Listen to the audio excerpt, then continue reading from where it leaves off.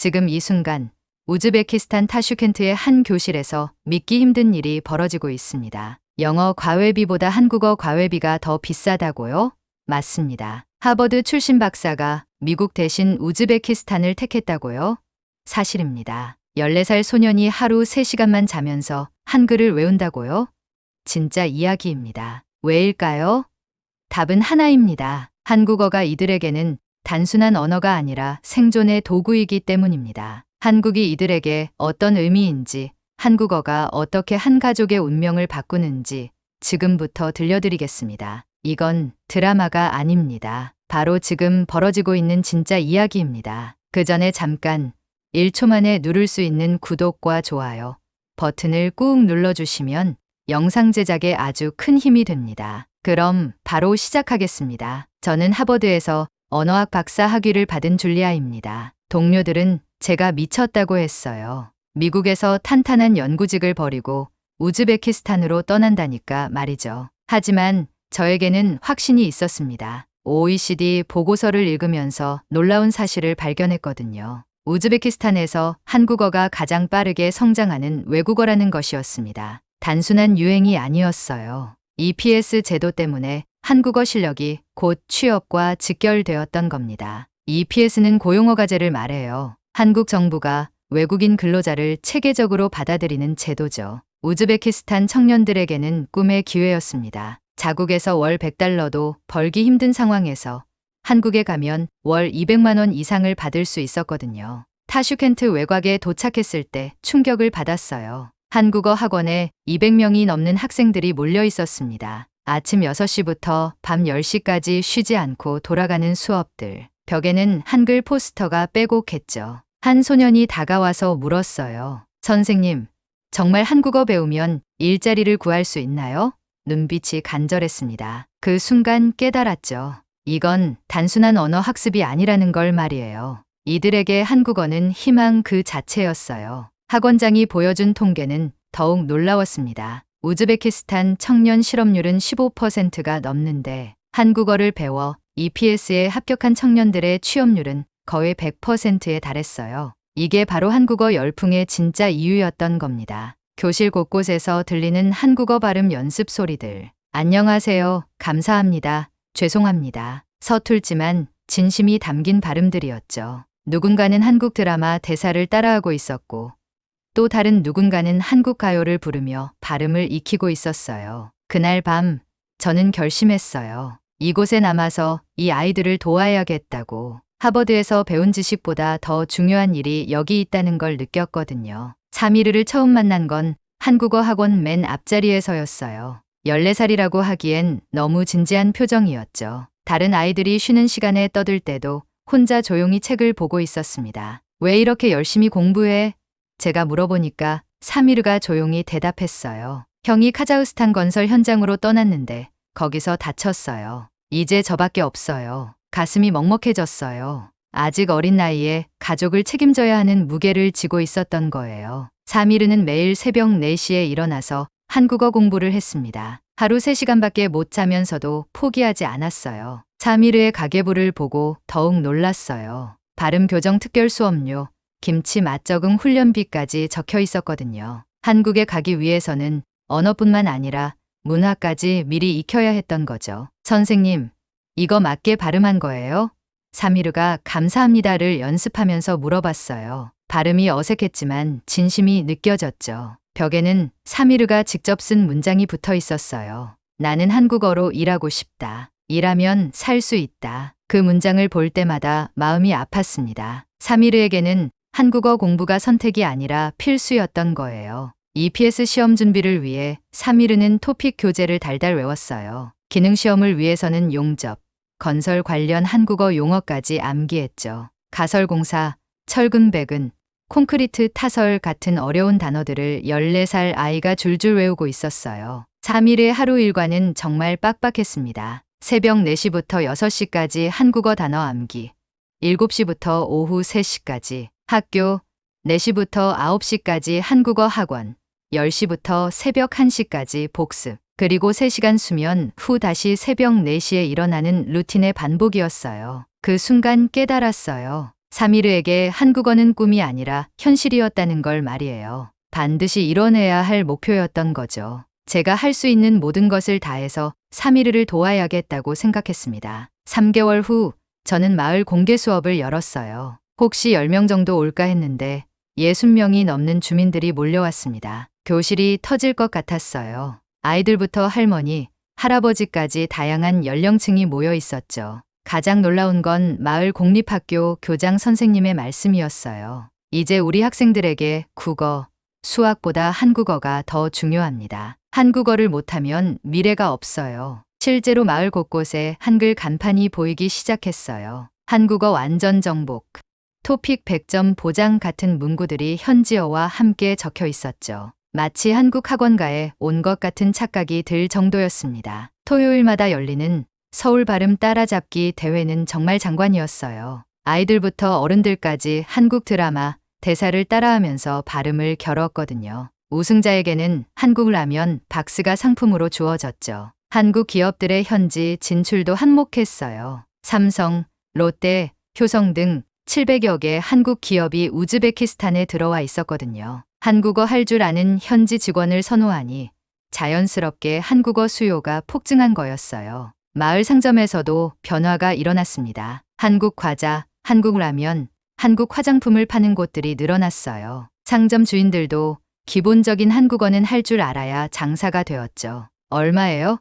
깎아주세요. 감사합니다. 정도는 필수가 되었습니다. 그런데 가장 감동적이었던 순간은 고려인 2세 할머니의 말씀이었어요. 이제야 한글이 환영받는 세상이 됐구나. 할머니는 눈물을 글썽이시면서 말씀하셨어요. 과거에는 고려인이라는 이유로 숨어 살아야 했는데 이제는 한국어가 가장 인기 있는 언어가 되었다니 역사의 아이러니가 느껴졌어요. 할머니는 계속해서 말씀하셨습니다. 내가 어릴 때는 한글을 쓰면 혼났는데 이제는 한글을 모르면 뒤처지는 세상이 됐네. 그 말씀에 모든 사람들이 숙연해졌어요. 언어가 가진 힘과 시대의 변화를 함께 느낄 수 있었죠. 드디어 사미르가 EPS 시험에 합격했어요. 토픽 4급, 기능 시험도 통과. 꿈에 그리던 한국행 티켓을 손에 쥔 순간이었죠. 사미르는 합격 통지서를 받고 한참 동안 말을 못했어요. 믿기지 않는다는 표정이었습니다. 저도 한국 연수 프로그램에 참여할 기회를 얻었어요. 사미르와 함께 한국으로 떠날 수 있게 된 거였죠. 인천공항에 발을 딛는 순간의 감격은 말로 표현할 수 없었어요. 사미르는 공항 바닥에 무릎을 꿇고 손을 모았습니다. 드디어 한국에 왔다. 그런데 입국 심사에서 예상치 못한 일이 벌어졌어요. 사미르의 서툰 발음 때문에 심사관이 의심스러워했던 거예요. 이름이 뭐라고요? 사미르입니다. 어디서 왔다고요?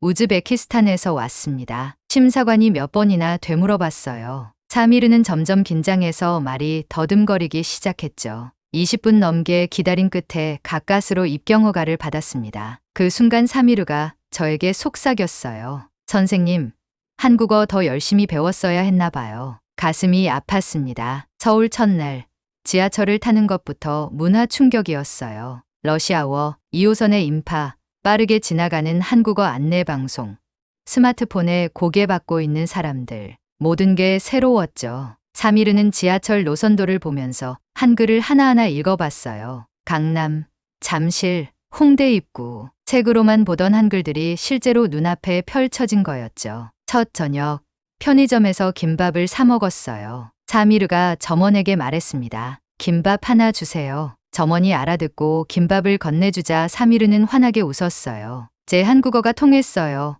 그런데 숙소에 돌아온 사미르가 손을 떨면서 말했어요. 한국은 무서워요. 정말 여기서 일할 수 있을까요?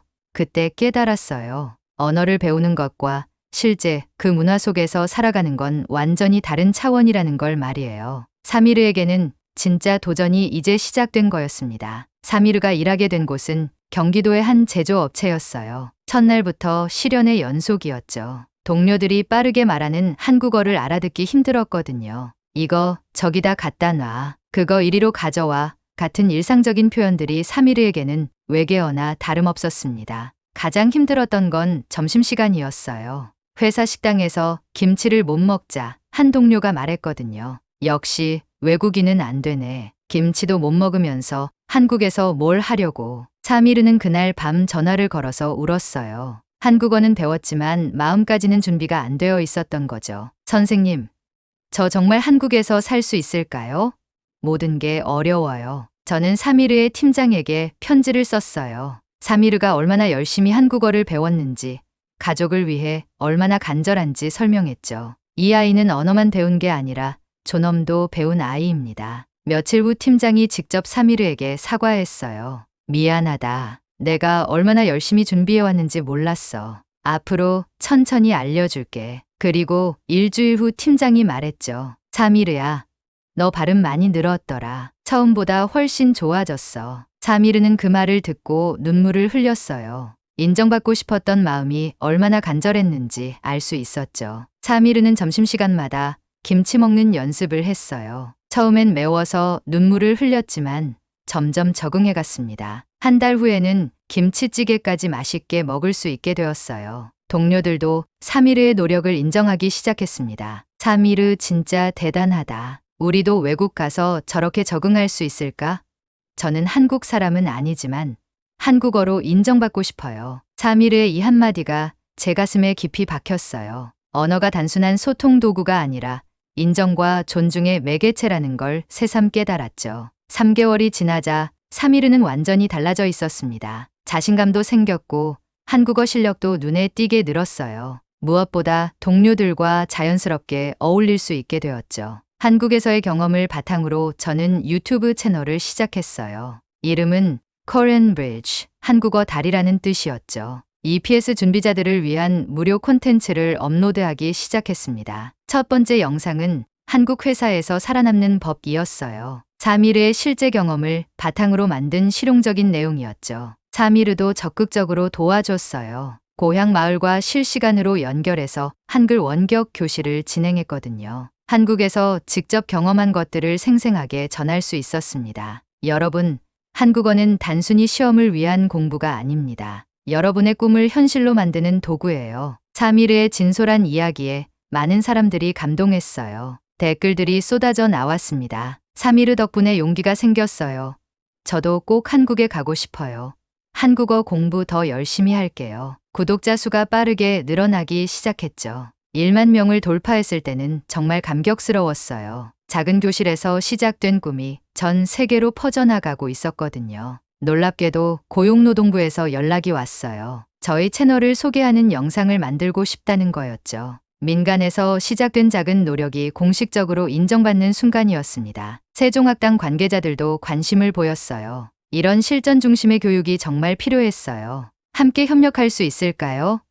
사미르는 이제 완전한 강사가 되어 있었습니다. 한국 직장에서 쓰이는 실제 표현들, 한국 문화 제대로 이해하기, EPS 면접 완전 정복 같은 시리즈를 만들어 갔어요. 그냥 한국어 배운 게 아니에요. 한국어 덕분에 우리 마을이 웃고 있어요. 사미르의 이 말이 모든 걸 설명해 줬어요. 한국어가 개인의 성공을 넘어서 공동체 전체의 희망이 되었다는 걸 말이에요. 채널 구독자들 중에는 실제로 EPS에 합격해서 한국으로 온 사람들도 많았습니다. 그들이 보내온 감사 메시지들을 읽을 때마다 뿌듯했어요. 한국에서의 연수를 마치고 우즈베키스탄으로 돌아갈 때가 왔어요. 사미르와 저 모두 아쉬웠지만 더 많은 사람들을 도와야 한다는 사명감이 있었죠. 인천공항에서 마지막 인사를 나눌 때 사미르가 말했어요. 선생님, 저 이제 정말 달라졌어요. 한국어로 꿈을 이룰 수 있다는 걸 알았어요. 마을에서는 코리안 센터 개소식을 열어줬어요. 줄리아 교실이라는 현판까지 달아줬죠. 제가 평생 받은 영예 중 가장 소중한 것이었습니다. 마을 사람들이 모두 나와서 축하해줬어요. 우리 마을에 이런 날이 올 줄 몰랐다. 정말 고맙다 같은 말들을 들으며 가슴이 벅찼습니다. 사미르도 이제 선생님이 되었어요. 한국에서의 경험을 바탕으로 후배들을 가르치기 시작했죠. 첫 수업 때 사미르가 학생들에게 말했습니다. 여러분, 한국어는 어렵지 않아요. 포기하지만 않으면 반드시 할 수 있어요. 3개월 후 사미르의 첫 제자가 EPS에 합격했어요. 시험 결과를 확인한 순간 사미르는 제자보다 더 기뻐했습니다. 배웅하면서 눈물을 흘렸어요. 형, 한국 가서 꼭 성공하세요. 저처럼 힘들어하지 말고요. 그 모습을 보면서 생각했어요. 이게 바로 교육의 선순환이구나. 배운 사람이 다시 가르치고 그렇게 희망이 계속 이어지는 거구나. 고려인 어르신 한 분이 말씀하셨어요. 이게 진짜 귀환이구나. 몸으로 돌아온 게 아니라 마음으로 돌아온 거야. 한국어를 통해 문화적 고향을 되찾은 기분이라고 하시더라고요. 언어가 가진 힘이 얼마나 큰지 다시 한번 깨달았습니다. 센터에는 매일 새로운 학생들이 찾아왔어요. 저도 사미르처럼 한국에 가고 싶어요. 한국어 배우면 정말 일자리를 구할 수 있나요? 같은 질문들을 받을 때마다 확신에 찬 목소리로 대답했습니다. 물론이에요. 열심히 하면 반드시 기회가 올 거예요. 1년 후 국제포럼에서 발표할 기회를 얻었어요. 주제는 한국어가 삶이 된 사람들이었죠. 전 세계 언어학자들 앞에서 우리의 이야기를 들려주는 순간이었습니다. 발표장에는 각국의 교육 관계자들이 모여 있었어요. 저는 긴장되는 마음을 달래며 마이크 앞에 섰습니다. 언어는 단순한 소통의 도구가 아닙니다. 때로는 희망이고 때로는 생존의 무기가 되기도 해요. 발표 중간에 갑자기 목이 메었어요. 사미르와 함께 보낸 시간들, 마을 사람들의 간절한 눈빛들이 떠올랐거든요. 잠시 말을 멈춘 저를 대신해서 사미르가 마이크를 잡았습니다. 한국어는 저에게 단순한 언어가 아닙니다. 제 가족의 생명줄이었고 제 꿈의 시작점이었어요. 그리고 이제는 다른 사람들의 희망이 되고 있습니다. 사미르의 유창한 한국어의 청중들이 박수를 쳤어요. 그 순간 깨달았어요. 우리가 만든 건 단순한 교실이 아니라 꿈의 달이었다는 걸 말이에요. 발표 후 많은 사람들이 관심을 보였습니다. 이런 교육 모델을 우리나라에도 적용할 수 있을까요? 구체적인 커리큘럼을 공유해 줄 수 있나요? 같은 질문들이 쏟아졌어요. 유네스코에서도 연락이 왔습니다. 우리의 사례를 다른 개발도상국에 소개하고 싶다는 거였죠. 작은 마을에서 시작된 한국어 교실이 국제적인 관심을 받게 된 거였습니다. 마지막 장면이 지금도 생생해요. 고향 아이들이 카메라를 향해 인사하면서 말했거든요. 안녕하세요. 우리는 한국어로 미래를 여는 우즈벡 아이들입니다. 그 순간 저는 확신했어요. 이건 언어 교육이 아니라 꿈의 전수였다는 걸. 한국어가 이들에게 단순한 소통 도구가 아니라 삶의 무기가 되었다는 걸 말이에요. 포럼이 끝난 후 사미르와 함께 조용한 카페에 앉았습니다. 선생님, 처음 만났을 때 상상이나 했겠어요? 제가 이렇게 될 줄요. 사미르의 말에 웃음이 나왔어요. 그때 그 간절한 눈빛의 14살 소년이 이제는 당당한 교육자가 되어 있었으니까요. 사미르야, 내가 바뀐 게 아니야. 원래 가지고 있던 힘을 발견한 거지. 지금도 타슈켄트 어딘가에서 누군가는 한글을 배우고 있을 거예요. 꿈을 위해서, 가족을 위해서, 미래를 위해서. 그리고 그 모든 노력이 결국 한국과 우즈베키스탄을 잇는 든든한 다리가 될 거라고 믿습니다. 센터에서 보낸 마지막 밤, 창문 너머로 보이는 한글 간판들을 바라보며 생각했어요. 언어는 정말 살아있는 생명체구나. 국경을 넘나들며 사람들의 마음을 연결하고 꿈을 현실로 만들어주는 마법 같은 존재구나. 이제 우리의 이야기는 끝이 아니라 새로운 시작입니다. 전 세계 어딘가에서 한국어를 배우는 모든 사람들에게 희망이 되고 싶어요. 언어는 단순한 소통 도구가 아니라 인생을 바꾸는 힘이라는 걸 보여주고 싶습니다. 네. 오늘 사연 여기까지입니다. 사연 어떠셨나요? 좋았다면 구독과 좋아요 부탁드리고 끝까지 시청해 주셔서 감사합니다.